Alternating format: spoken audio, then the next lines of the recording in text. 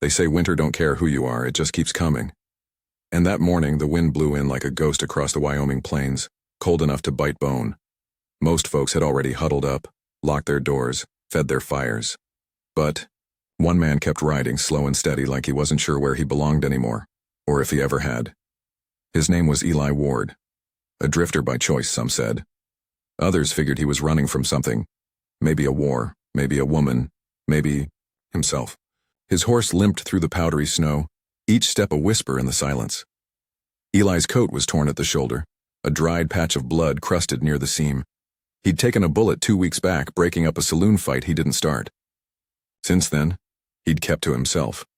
Rode west with no real reason except the horizon always looked cleaner than what he left behind. But on that morning, just past a frozen creek bed where cottonwoods stood like bare-boned sentinels, Eli saw something that stopped him cold.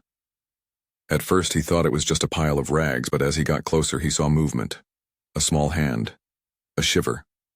A boy, maybe 7, maybe 8 years old, curled up in the snow like he'd just laid down and given up. Eli dismounted slow. The boy wasn't dead. Not yet. His lips were cracked and blue, cheeks hollow from more than just cold.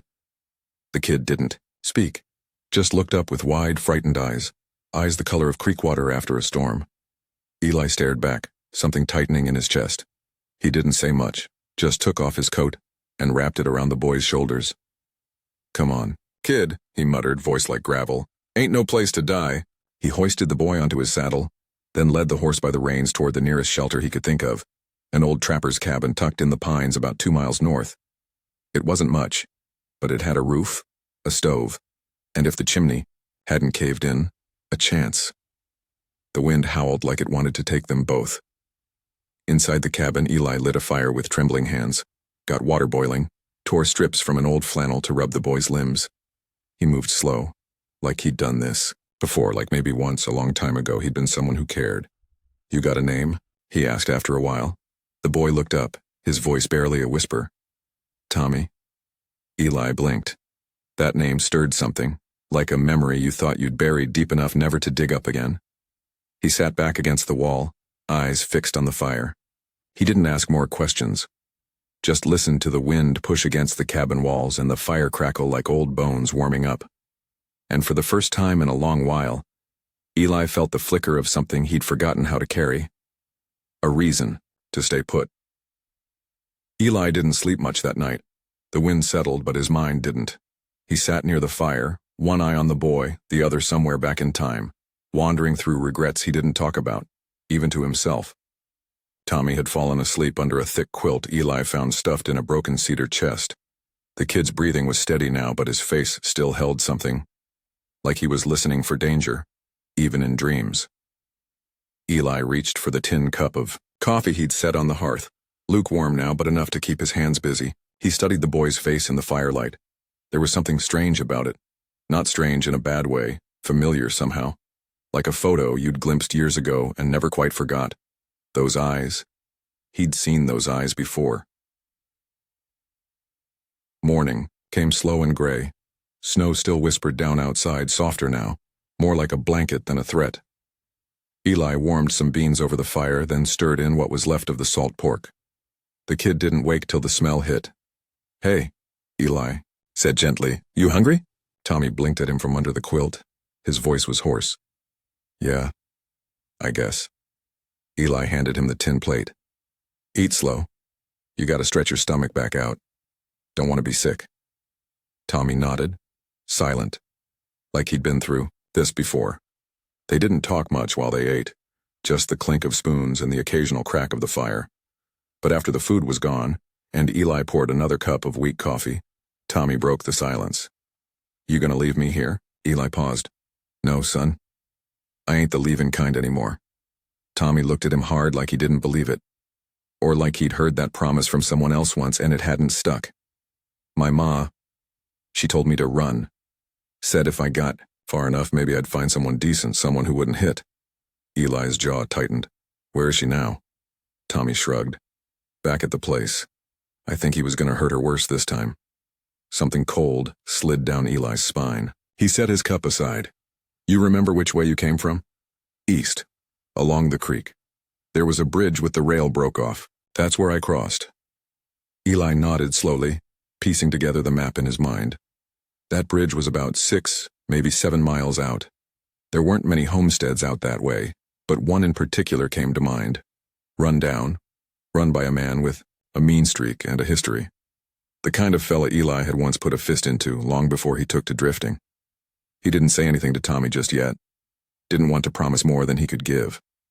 But the thought of a woman, maybe Tommy's, Ma still stuck in that place while her boy nearly froze to death in the snow, it burned. Later that day, as Tommy napped again, Eli stepped outside the cabin. The snow had eased, the sky that pale, brittle blue you only see after a storm. He took a long breath, the air sharp in his lungs, and looked out toward the hills. He'd been alone so long he forgot what it felt like to be needed. But something was shifting now, not just in the snow or the wind, but in his bones, in his soul. And deep down he was beginning to suspect something that scared him more than any outlaw ever had. This boy, he wasn't just any boy. What do you think Eli is starting to remember?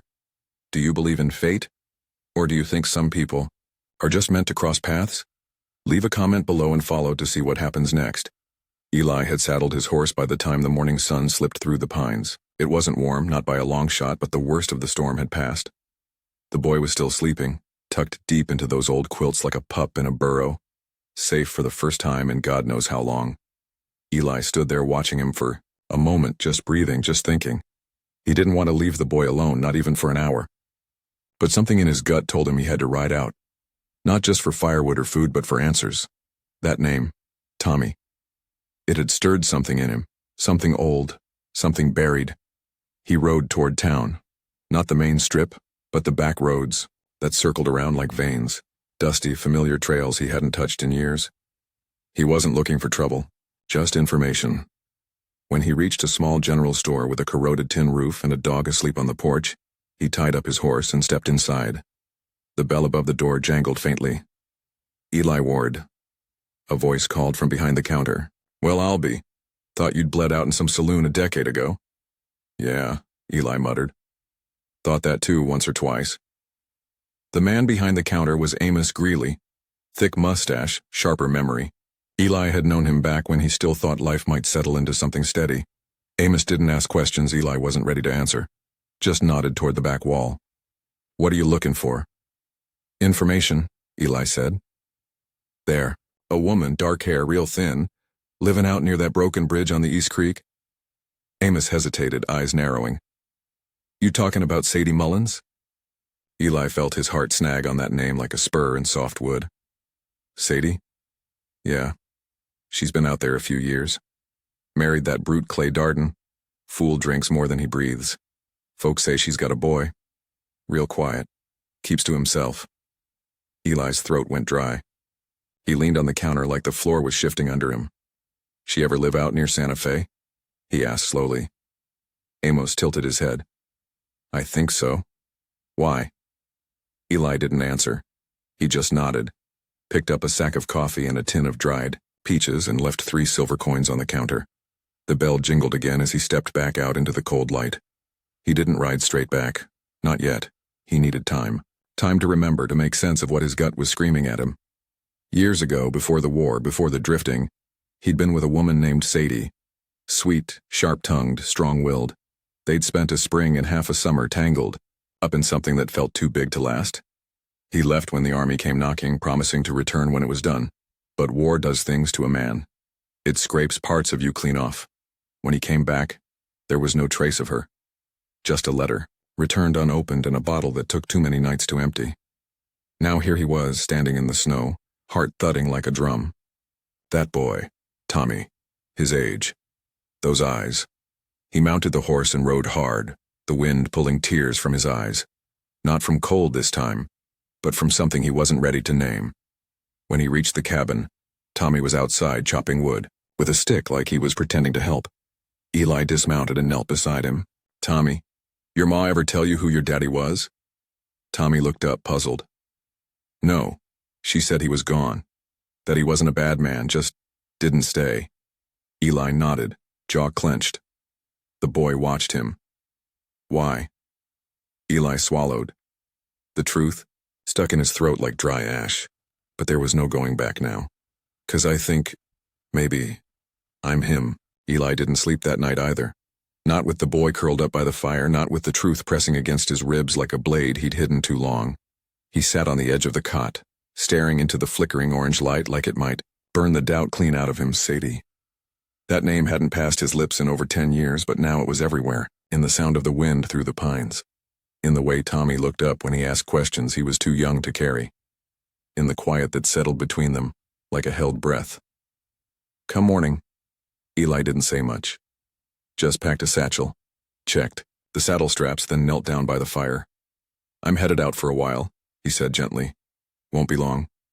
Tommy looked up, eyes wide with the kind of fear kids try hard to swallow. "You coming back?" Eli put a hand on the boy's shoulder. "You got my word now, Tommy. That means something."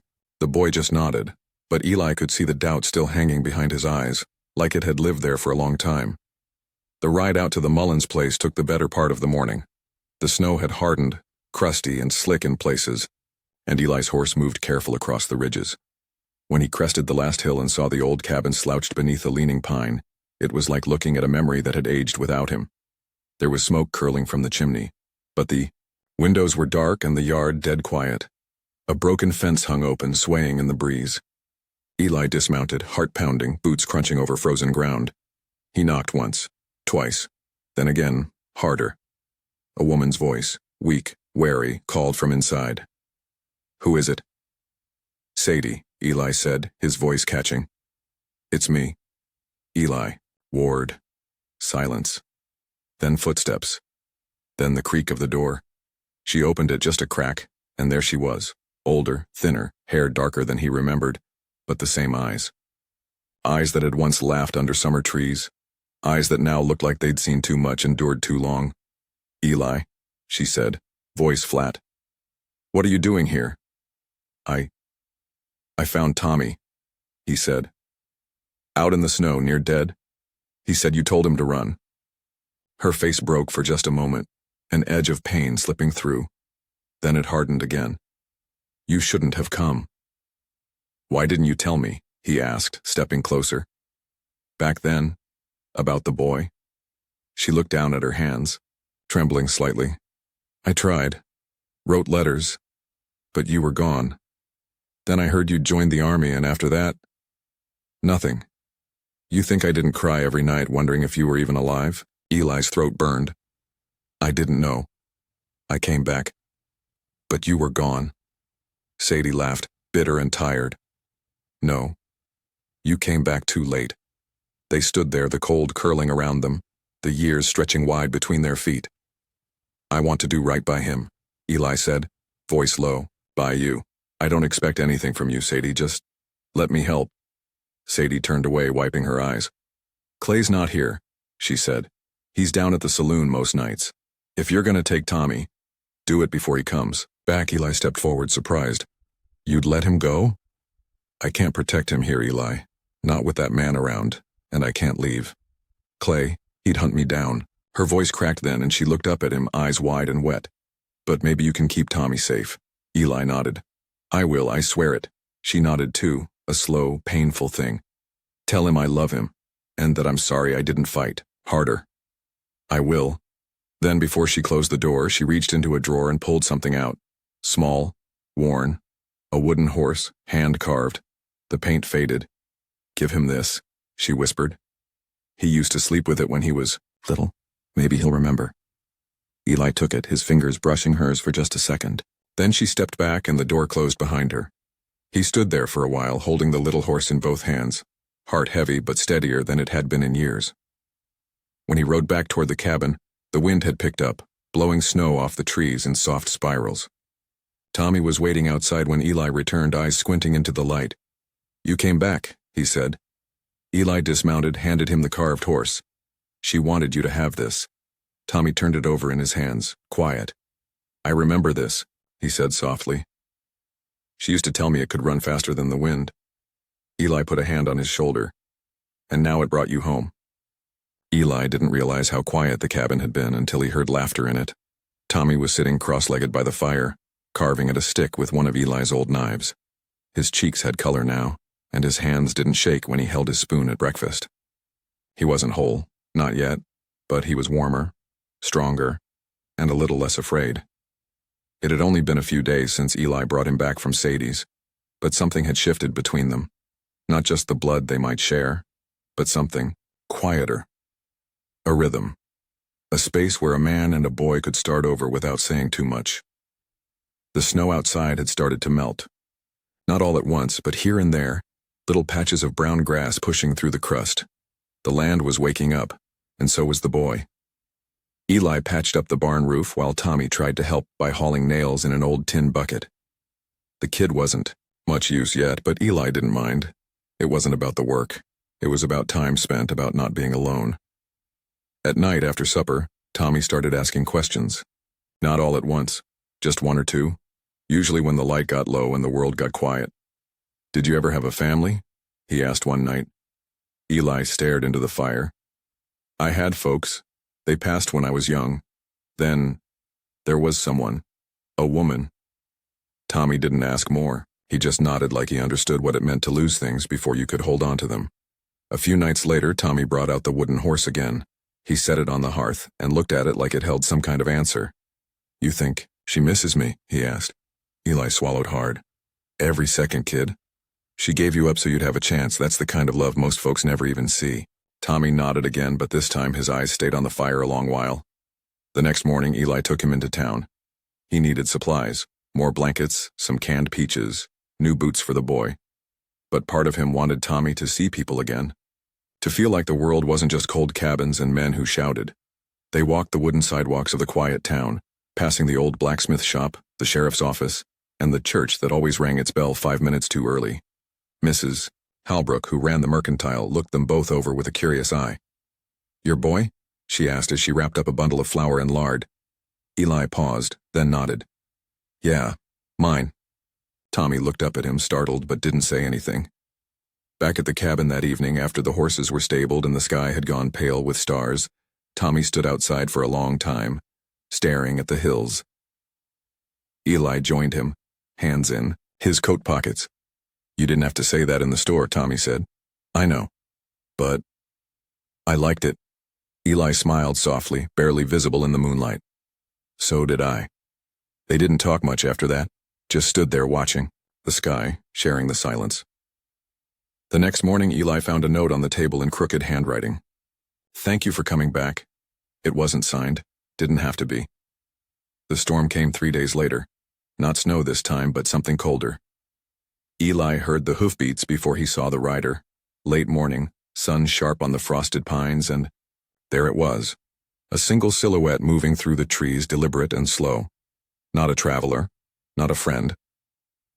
Tommy was inside stirring stew, humming some tune he must have remembered from a warmer place. Eli stepped out onto the porch, hand resting easy on the butt of the old rifle leaning by the door. Not raised, but ready, just in case. The rider came into view and pulled up his horse at the fence line. Dusty black coat, slumped hat. A face Eli hadn't seen in over a decade. Clay. He looked older than Eli remembered. Thinner, meaner. Eyes sunk deep into his skull like the soul behind them had hollowed out long ago. "Well, I'll be," Clay said, voice slick with poison. "Eli, Ward, alive after all." Eli didn't answer, just waited. "You took something of mine," Clay said, dismounting slow. "That boy. He ain't yours," Eli said quietly. Clay chuckled. "Raised him, didn't I?" Eli shook his head. "Sadie didn't send you?" Clay spit in the snow. "Sadie, don't tell me what to do. She just cries and cooks and stays out of my way. You really think you can play family up here like it don't matter what's behind you?" Eli's jaw clenched. "Go home, Clay. You ain't here for love. You're here to keep control." Clay stepped closer, his boots crunching hard on the icy ground. "And what are you here for, huh? Redemption? You think taking that boy makes you right with the past?" Eli's hand tightened on the railing. "Not on the rifle. Not yet. I'm not here to be right," he said. "I'm here to do better." For a moment the air hung still, just the wind between them, sharp and biting. Then Clay smiled. "Keep him then. But don't forget, he carries her blood, and mine too. That means trouble." He turned without Another word, climbed back on his horse and rode off into the trees like a bad dream. Eli didn't move until the sound of hooves had long disappeared. Back inside, Tommy looked up, eyes wide. Was that him? Eli nodded. Yeah, Tommy went quiet. Is he gonna come back? Eli hesitated, then knelt beside the boy. Maybe, but next time he'll know he ain't welcome. Tommy's lower lip trembled just a bit. He was always mad at everything, even Mom. Eli rested a hand on the boy's shoulder. Some men don't know how to carry what hurts, so they break things instead. Is that what you did?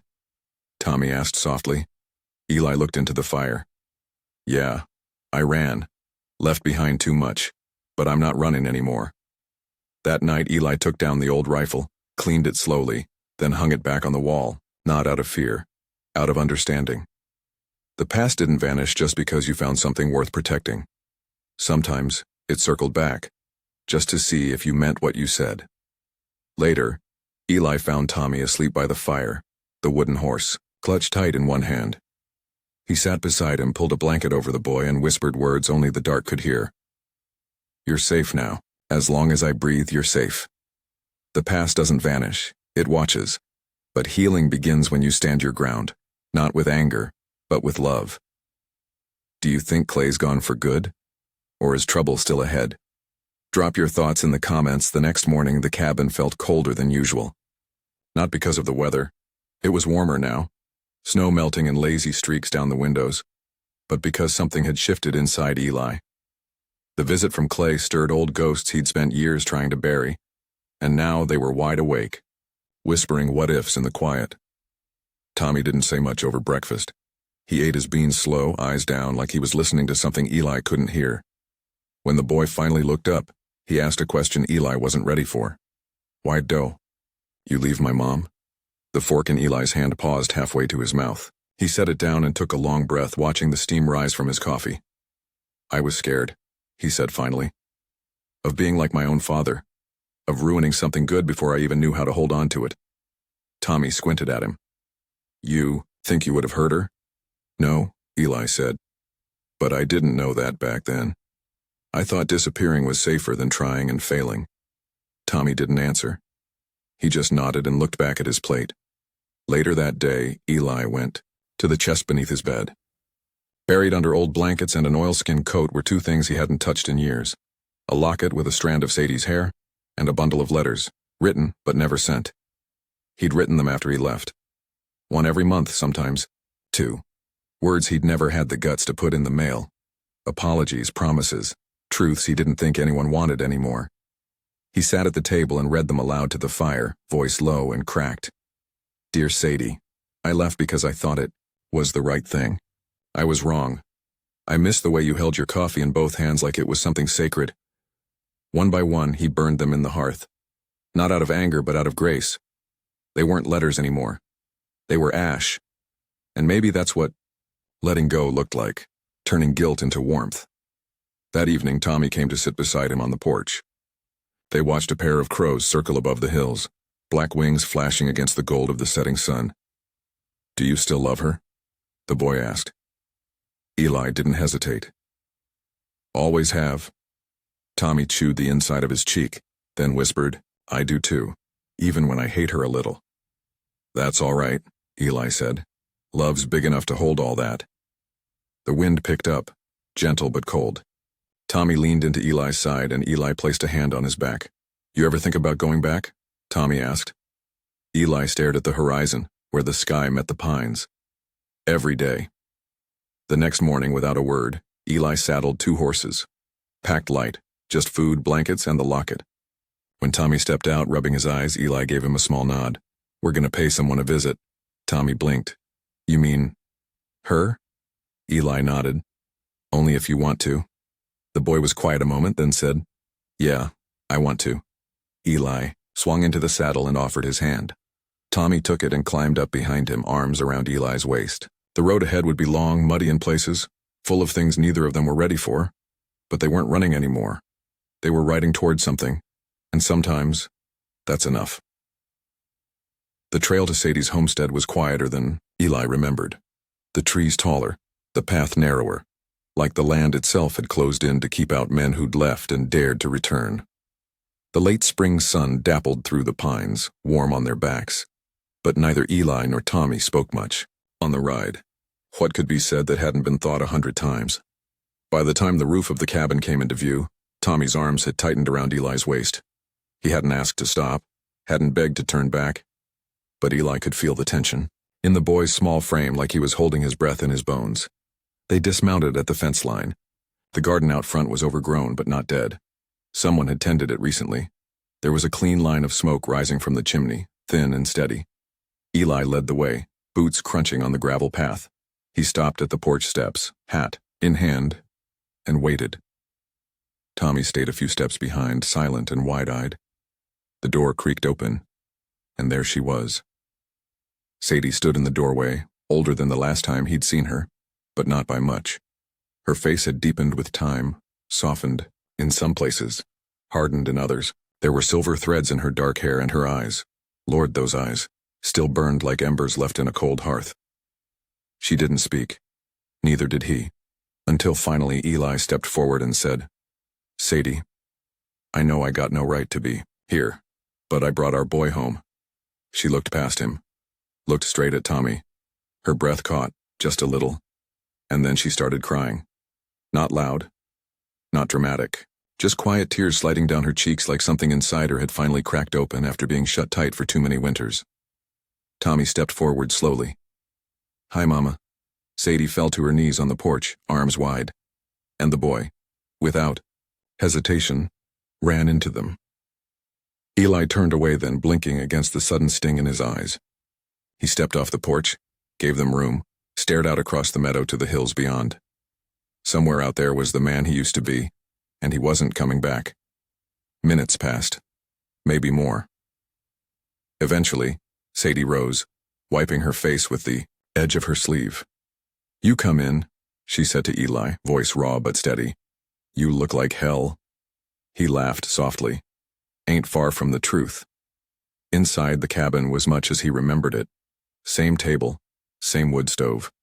A new quilt over the bed, same color pattern Sadie's mother used to stitch by firelight. She poured him coffee like no time had passed, like they weren't standing on the edge of old wounds and fragile peace. "You stayed away too long," she said. "I know," he replied. "Why now?" Eli looked at Tommy, who was sitting by the fire, running his fingers across a row of wooden carvings lined on the mantel. Old ones, his maybe, from before he could remember. "Because he needs his mother," Eli said. "And because I needed to say I'm sorry while it still mattered." Sadie didn't respond for a long time. She just stared into her mug.